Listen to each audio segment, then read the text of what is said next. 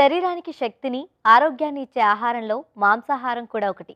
ఇందులో మన ఆరోగ్యానికి అవసరమైన ప్రోటీన్లు, విటమిన్లు, ఖనిజాలు చాలా ఎక్కువ స్థాయిలో లభిస్తాయి. అయితే ఇంతటి ప్రయోజనాలున్న మాంసాహారాన్ని తినని శాకాహారుల పరిస్థితి ఏమిటి? వారికి ఈ పోషకాలన్నీ లభించే ప్రత్యామ్నాయ ఆహారాలేమిటి? ఆ ప్రత్యామ్నాయ శాకాహారాల్లో మాంసాహారంలో ఉన్న స్థాయిలో పోషకాలు ఉంటాయా? ఈ విషయాల గురించి ఇప్పుడు తెలుసుకుందాం.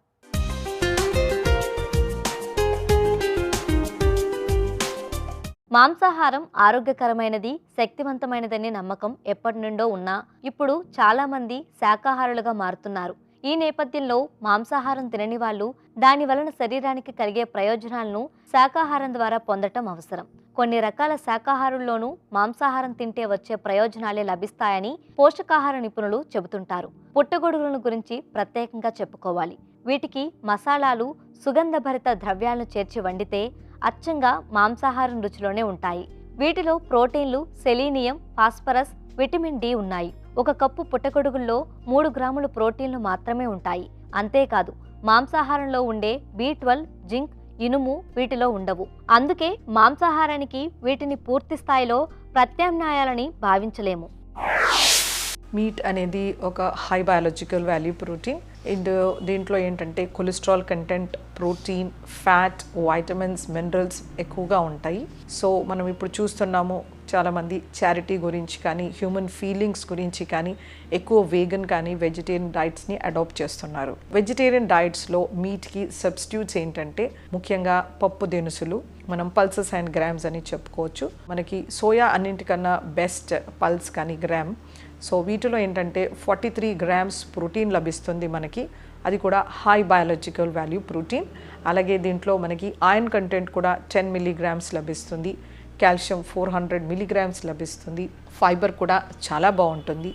అలాగే ఇందులో ఫైటో ఎస్ట్రోజన్స్ కూడా మెనోపాజ్లో ఉండే విమెన్కి చాలా హెల్ప్ చేస్తుంది అనమాట.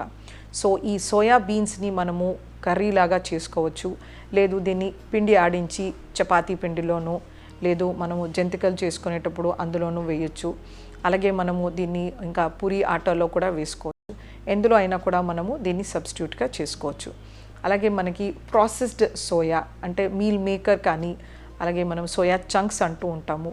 వీటివి గ్రాన్యూల్స్ రూపంలో దొరుకుతాయి చిన్న చిన్నగాను. అలాగే మీడియం సైజ్, లార్జ్ సైజ్ రకరకాలుగా మనకి సోయా చంక్స్ కానీ మీల్ మేకర్ దొరుకుతాయి. ముఖ్యంగా ఇది ఎక్స్ట్రూడ్ చేసిన ప్రోడక్ట్ కాబట్టి కాన్సన్ట్రేటెడ్ ప్రోటీన్ 53 గ్రామ్స్ ఉంటుందన్నమాట. ఇందులో vitamins, minerals, antioxidants, fibre కూడా సమృద్ధిగా లభిస్తుంది. సో దీన్ని మనము అలాగే కర్రీ లాగా చేసుకోవచ్చు. లేదు మనము పులావ్ చేసినప్పుడు, బిర్యానీ, వెజిటేబుల్ బిర్యానీ చేసినప్పుడు కొద్ది చంక్స్, ఒక హ్యాండ్ఫుల్ ఆఫ్ చంక్స్ అందులో వేస్తే మనకి ఇది మీట్ సబ్స్టిట్యూట్ లాగా పనిచేస్తుంది. అలాగే మనం తీసుకునే ఆకుకూరల్లో కూడా పాలకూర చేసినప్పుడు కూడా ఒక హ్యాండ్ఫుల్, ఒక పిడికెడు సోయాబీన్స్ వేయడం కానీ, సోయా గ్రాన్యూల్స్ వేయడం కానీ, అలాగే మనం పరాటా చేసినప్పుడు వీటిని స్టఫ్గా చేసుకోవచ్చు. So it's an excellent source of protein అన్నమాట. పనస పండును సైతం మాంసాహారం స్థాయిలో పోషకాలున్న ఆహారంగా భావిస్తారు. ఇందులో విటమిన్లు, ఖనిజాలు, యాంటీ ఆక్సిడెంట్లు, పీచు ఇవన్నీ ఎక్కువ స్థాయిలో ఉన్నమాట నిజమే. కప్పు మోతాదు పనస పండులో 2.6 గ్రాముల ప్రోటీన్లు ఉంటాయి. ఇతర పళ్లల్లో ఉండే ప్రోటీన్లతో పోలిస్తే ఇది చాలా ఎక్కువ. దీనిలో ఉండే పోషకాల కంటే దీని ఆకారం, రుచి బాగుంటాయి. రాజ్మా, పప్పు ధాన్యాలు, పచ్చి బఠానీ, చిక్కుడు గింజలు వంటివి కూడా ప్రోటీన్ ఉన్న ఆహారాలే. ఒక కప్పు పప్పు ధాన్యాల్లో 15 గ్రాముల కంటే ఎక్కువగా ప్రోటీన్లు, 15 గ్రాముల వరకు పీచు లభిస్తుంది. ఇవి మనకు రోజువారీ అవసరమైన పీచు, ప్రోటీన్లో సగభాగం. శనగల్లో కూడా ప్రోటీన్లు, పీచు చాలా ఎక్కువ స్థాయిలో లభిస్తాయి. ప్రోటీన్లు ఎక్కువగా ఉన్న ఆహారం తీసుకోవాలని అనుకునేవారు వీటిని ఎక్కువగా తీసుకోవచ్చు. ఇవి ఉన్న ఆహారం తీసుకున్నప్పుడు పొట్టకు సంతృప్తి కలిగి ఎక్కువ ఆహారం తీసుకునే అవసరం ఉండదు. ఆ విధంగా అవి బరువు తగ్గేందుకు కూడా దోహదం చేస్తాయి. మన పప్పు దినుసుల్ని మొలకల్లాగా చేసుకోవచ్చు. మొలకలు చేసి ఏదైనా కూరల్లో వేయడం కానీ, అలాగే గింజల్ని కూరల్లో వేసుకొని చేసుకోవడం కానీ, రాజ్మా, శనగలు, నల్ల శనగలు, తర్వాత తెల్లగా ఉండే కాబులి చనా కానీ, అలసందులు, బొబ్బర్లు, లేకపోతే ఉలువలు ఇవన్నీ మనకి మీట్ సబ్స్టిట్యూట్ లాగా పనిచేస్తాయి. మనం తీసుకునే పచ్చి బఠానీలు కూడా మంచి ప్రోటీన్ లభిస్తుందన్నమాట. అది ఎండు బఠానీ కానీ, పచ్చి బఠానీ కానీ మనం ఏవైనా కూరల్లో వేసుకుని కాంబినేషన్గాను మనం తీసుకోవచ్చు. అలాగే వీటిని సూప్స్ ఫామ్లో చేసుకోవచ్చు. మనం మటన్ బోన్ సూప్ ఎలా చేస్తామో మనం దాల్ సూప్స్ కానీ సోయా సూప్ కానీ చేస్తే మనకు అంత మంచి ప్రోటీన్ కూడా లభిస్తుంది.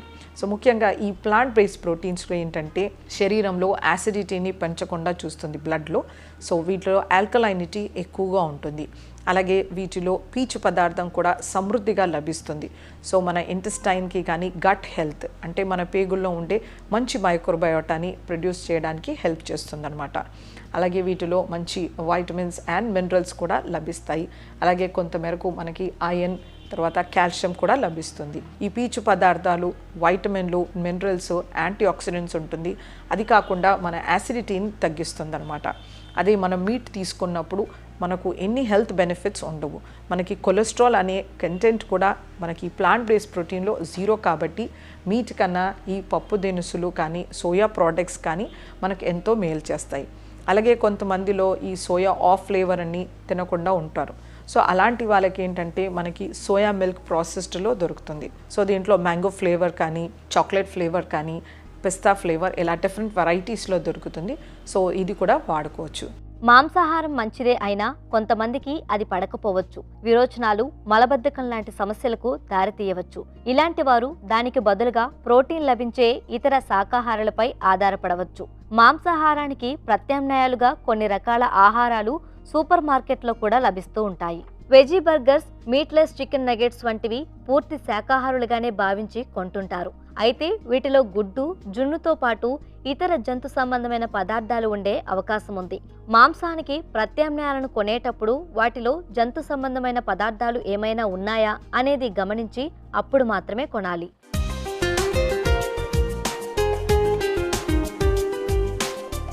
మాంసాహారం నచ్చని వారు, తినే అలవాటు ఉన్న మానేసిన వారు పోషకాల కోసం కొంతవరకైనా ఆ లోటును తీర్చగల శాకాహారాలపై ఆధారపడవచ్చు. మాంసం తిననివారు సాధారణ శాకాహారం మాత్రమే తీసుకుంటే అది సమతుల ఆహారం ఇచ్చే ప్రయోజనాలను ఇవ్వదు.